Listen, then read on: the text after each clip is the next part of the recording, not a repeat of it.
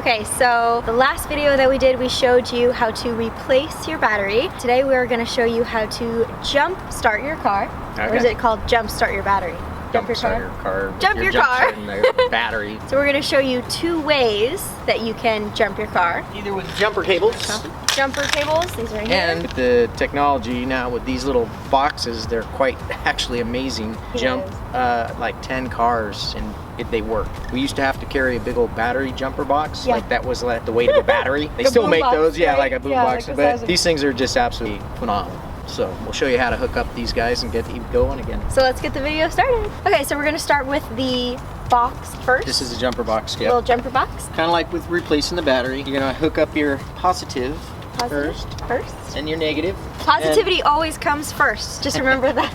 It's a little bit different than when you're changing your battery to when you're jumping it. And then you just hold this button down, turn it on, it'll flash green and say you're ready to go, and then you hop in your car and start your car. That's really, how easy it is. That's how easy these are. These are just a couple $100, I think, and they can charge your phone. Nice little thing to have in your car. Yeah, anybody to have in their car. And you get these from AutoZone, right? Yeah. Pep Boys, AutoZone. Yeah, or online. So it's good to have those, especially if you're a young female or you are someone that likes to be able to take care of your car the way that I'm trying to learn. So, and then you don't have another car to have to try to find and wave somebody down. Yeah, exactly. It makes it so much easier to have the little box just in the trunk of your car, and if your car battery dies, if you are like me and don't take care of it, then you can have the little box, and it's super easy. So now let's move on to cables. Okay. Basically on the dead car, you want to hook up your positive and then your negative. Dead car first. No, does it matter? Dead car first. Yeah, does it matter? Yeah, you do your dead car first because that's less chance for you to mess up and take your other end of these cables on the other terminal. That makes this hot. So you don't want to do that. So then you go to the jump car. Okay. And one thing you also want to do is make sure that you're close enough to the other car so the cables reach this. It's okay.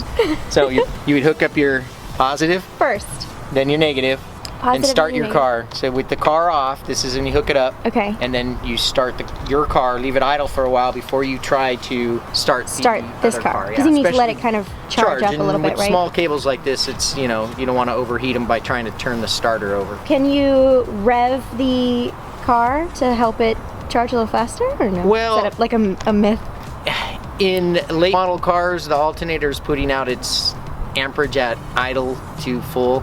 Earlier cars, you need to rev it up a little bit because the alternator doesn't quite have enough juice at idle. And then that's it. Then you disconnect your ground cables and then your positives. That's pretty much it. That is how easy and simple it is to jump your car. If you have the little box, you can do it yourself. Have someone around you that has cables that can come and help you out. Then so guys, start it up. Comment below if you've ever had to jump start your car and if it was difficult, or if you're like, no, this is super easy. And you can save this video on your phone if you need to refer back to it if you ever have to jump start your car.